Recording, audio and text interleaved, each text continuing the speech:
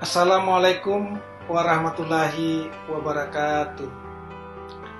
Bapak Ibu yang saya hormati, pada kesempatan ini saya akan menyampaikan desain pembelajaran agenda 3 pada pelatihan kepemimpinan administrator. Terlebih dahulu, izinkanlah saya memperkenalkan diri. Nama Dr. Haji Dianto Mampanini, Widya Iswara Ahli Utama pada Badan Pengembangan Sumber Daya Manusia Provinsi Riau. Adapun dasar hukum dari pelaksanaan PKA ini, yang pertama, Peraturan LAN Republik Indonesia Nomor 5 Tahun 2022 tentang penyelenggaraan pelatihan struktural.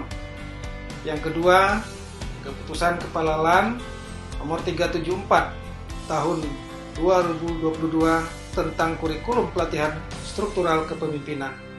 Dan yang ketiga, Keputusan Kepala LAN Nomor 375 Tahun 2022 tentang pedoman penyelenggaraan pelatihan struktural kepemimpinan. Nah, adapun penyelenggaraan PKA ini bertujuan untuk mengembangkan kompetensi peserta dalam rangka memenuhi standar kompetensi manajerial jabatan administrator. Sedangkan tujuan pembelajaran sendiri adalah agenda ini membekali peserta dengan kemampuan manajemen kinerja organisasi dalam menjalin hubungan kelembagaan yang didukung oleh manajemen risiko dan akuntabilitas kinerja sesuai standar kinerja pelayanan dan manajemen keuangan dalam melaksanakan memimpin pelaksanaan pelayanan publik dengan memanfaatkan teknologi informasi sehingga pelaksanaan kinerja organisasi berjalan dengan optimal. Dalam pelatihan ini dikelompokkan atas 3 kelompok mata pelatihan. Yang pertama, manajemen kinerja, akuntabilitas kinerja, dan standar kinerja. Kelompok kedua, organisasi digital dan hubungan kelembagaan. Sedangkan kelompok ketiga, manajemen keuangan negara dan manajemen risiko. Terdapat 7 mata pelatihan dalam agenda 3 ini. Yang mana ketujuh mata pelatihan ini adalah sasaran kompetensi yang ingin dicapai.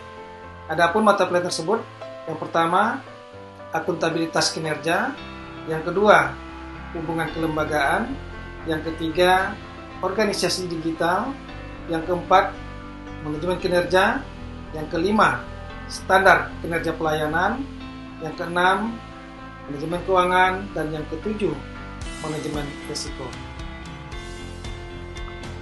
Baik Bapak Ibu yang saya hormati, adapun tahapan pembelajaran dalam pelatihan PKA ini terdiri atas 3 bagian atau 3 tahapan. Yang pertama, pembelajaran mandiri yang dilaksanakan selama 16 jam pelajaran. Yang kedua, pembelajaran e-learning selama 29 jam pelajaran, terdiri dari sinkronus dan asinkronus. Dan yang tahapan ketiga adalah pembelajaran klasikal selama 4 hari atau 33 jam pelajaran. Baik, kita mulai pada tahap yang pertama, yakni pembelajaran mandiri. Pada tahap ini, peserta telah dibekali pembelajaran melalui daring atau MOOC yang dikembangkan oleh Lembaga Administrasi Negara Republik Indonesia yang dikelola bersama dengan lembaga penyelenggara dan akan diberikan mulai pada hari ke-6, hari ke-7, dan hari ke-9 dengan total 16 jam pelajaran. 2 jam pelajaran diantaranya untuk menyusun atau membuat makalah, dan makalah ini diselesaikan sebelum memasuki pembelajaran tahap e-learning. Nah, kemudian tahap kedua memasuki desain pembelajaran distance learning atau blended learning. Pada tahapan ini dilaksanakan selama 4 hari pembelajaran atau 29 JP yang terdiri dari sinkronus dan asinkronus. Tugas individu diarahkan agar peserta mampu menyusun strategi peningkatan kinerja organisasinya. Penugasan merupakan kelanjutan dari esai pada tahap belajar mandiri yang telah dilaksanakan oleh peserta. Nah, sedangkan tugas kelompok diarahkan agar peserta mampu menyusun strategi untuk meningkatkan kinerja organisasi yang berorientasi pada manajemen kinerja yang berkualitas dan memitigasi risiko kinerja serta memaksimalkan pemanfaatan teknologi komunikasi dan informasi. Penugasan ini sendiri bisa diambil dari makalah atau esai salah satu peserta atau yang telah disediakan oleh pengampu materi. Baik Bapak Ibu, mari kita urai satu persatu. Pertemuan hari pertama sinkronus selama 3 jam pembelajaran. Kegiatan ini diawali dengan overview keterkaitan agenda 3 dengan agenda 1, agenda 2, dan agenda 4. Nah, kemudian kita lanjut lagi overview mata pelatihan kelompok 1, yakni manajemen kinerja, akuntabilitas kinerja, dan standar kinerja. Dan kemudian nanti diakhiri dengan penjelasan penugasan pada hari pertama. Nah, sedangkan kegiatan asinkronus terdiri dari 5 JP untuk pemberian tugas individu dan tugas kelompok. Tugas individu, peserta diminta untuk menyusun peningkatan kinerja unit kerjanya sesuai dengan makalah yang mereka buat pada saat LOC. Lalu menyusun roadmap peningkatan kinerja untuk tahun pertama. Sedangkan tugas kelompok ini alternatif, bisa dipilih. Pertama, menganalisis kasus suatu organisasi yang memiliki kinerja rendah. Nah, ini biasa disiapkan oleh fasilitator dan merumuskan strategi untuk peningkatan kinerja. Alternatif kedua, menganalisis kasus salah satu makalah kelompok dari peserta dan merumuskan untuk meningkatkan kinerja. Kemudian pada hari kedua, pertemuan sinkronus selama 2 jam diawali dengan melaksanakan presentasi tugas kelompok yang telah diberikan penugasannya pada hari sebelumnya. Ini bisa juga menyampaikan presentasi tugas individu daripada peserta. Kemudian dilanjutkan dengan overview mata pelatihan hubungan kelembagaan dan organisasi digital. Kemudian terakhir ditutup dengan penjelasan kembali untuk penugasan hari yang kedua. Penugasan hari kedua, yang pertama tugas individu, yakni peserta diminta untuk mengidentifikasi pihak eksternal yang memiliki potensi dapat bekerja sama. Yang kedua, mengidentifikasi substansi yang dapat dikerjasamakan tersebut. Dan yang ketiga, menyusun strategi kerjasama kelembagaan unit kerjanya dengan pihak eksternal dengan memanfaatkan teknologi digital atau teknologi informasi. Dan yang keempat, menyusun roadmap peningkatan kinerja. Sedangkan untuk tugas kelompok, alternatif bisa dipilih. Yang pertama, melaksanakan atau menganalisis kasus hubungan kelembagaan dan organisasi digital. Nah, ini biasa disiapkan oleh fasilitator, kemudian bagaimana merumuskan strategi.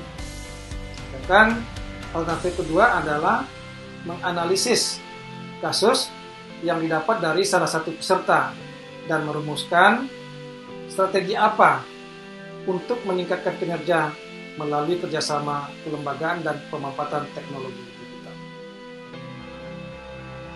Baik, selanjutnya pada hari ketiga, pada pertemuan sinkronus selama 2 JP, seperti biasa diawali dengan presentasi tugas kelompok yang telah diberikan pada hari sebelumnya. Nah, ini bisa juga selain tugas kelompok juga akan dipresentasikan tugas individu tergantung waktu yang tersedia. Setelah itu dilanjutkan dengan overview mata pelatihan manajemen keuangan dan manajemen risiko. Dan terakhir penjelasan mengenai tugas pada hari ketiga. Adapun tugas pada hari ketiga, untuk tugas individu diarahkan peserta untuk dapat menganalisa pelaksanaan manajemen penganggaran di instansinya dan merumuskan strategi optimalisasi pengelolaan keuangan di instansi. Yang kedua, bagaimana peserta dapat menganalisis pelaksanaan manajemen risiko dan membangun strategi budaya risiko di instansinya. Sedangkan tugas kelompok, ini ada 2 pilihan. Pada hari keempat atau hari yang terakhir, sinkronus selama 2 jam pelajaran. Seperti biasa, diawali dengan presentasi peserta, baik tugas kelompok dan juga tugas individu. Setelah itu, dilakukan pembulatan kurikulum inti agenda 3. Kemudian diakhiri dengan diskusi rencana pengambilan mata pelatihan penunjang yang akan diambil dan feedback dari fasilitator. Sedangkan penugasan kepada peserta, individu mengintegrasikan strategi peningkatan kinerja, strategi membangun kerjasama, strategi optimalisasi dan pengelolaan keuangan, dan strategi kelembagaan untuk membangun budaya risiko pada unit kerja dan instansinya masing-masing. Sedangkan tugas kelompok, peserta diminta untuk menyusun pedoman. Yang pertama, kelompok 1, pedoman peningkatan kinerja organisasi. Kelompok 2, menyusun pedoman kerjasama kelembagaan. Dan kelompok ketiga, pedoman membangun budaya akuntabilitas dan budaya risiko. Baik Bapak Ibu yang saya hormati, kita kemudian masuk kepada tahap ketiga, yakni pembelajaran klasikal. Pada hari ke-1, dilaksanakan selama 9 jam pembelajaran. Kegiatan ini dilakukan atas 3 sesi, di mana sesi pertama dilakukan perkenalan dan ice breaking. Ini sangat penting untuk membangun suatu bentuk trust, keharmonisan dalam kelas sehingga memudahkan untuk kegiatan pembelajaran berikutnya. Kemudian overview tentang agenda manajemen kinerja. Rumpun pertama, diagnosa organisasi, strategi organisasi, dan membuat tahapan perencanaan kinerja. Sedangkan sesi kedua dilakukan diskusi kelompok peserta yang dibagi dalam 8 kelompok atau tergantung pesertanya. Kemudian setiap kelompok mengambil satu tema peningkatan kinerja organisasi publik untuk didiskusikan. Dan peserta diminta dari output diskusi adalah bagaimana menemukan gagasan inovatif untuk peningkatan kinerja organisasi. Yang kedua, menerjemahkan gagasan ke dalam bentuk program dan kegiatan. Yang ketiga, menyusun tahapan kegiatan. Dan yang keempat, menyusun langkah-langkah konkret dalam rangka membangun budaya akuntabilitas dalam menemukan tujuan peningkatan kinerja. Kemudian pada sesi ketiga, peserta diminta untuk mempresentasikan hasil diskusi kelompoknya. Terakhir, dilakukan feedback dan penguatan dari fasilitator.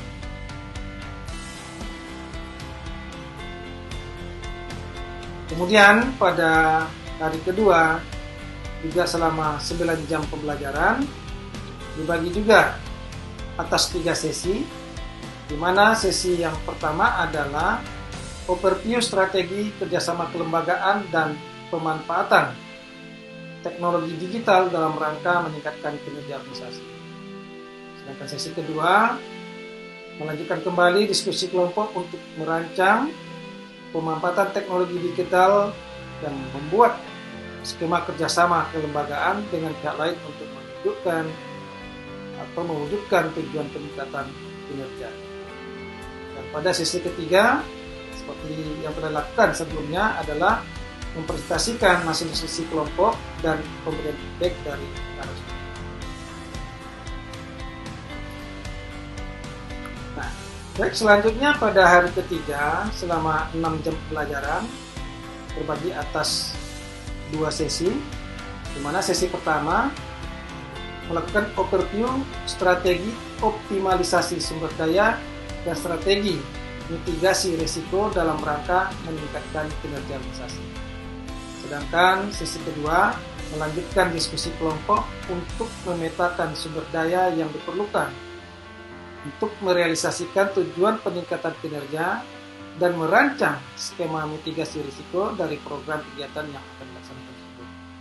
Mana di sini presentasi, hasil diskusi, dan nanti akan diberikan feedback oleh narasumber. Kemudian pada hari yang keempat atau hari yang terakhir selama 9 jam pembelajaran terdiri dari 3 sesi, di mana sesi pertama adalah menyusun skenario untuk role play.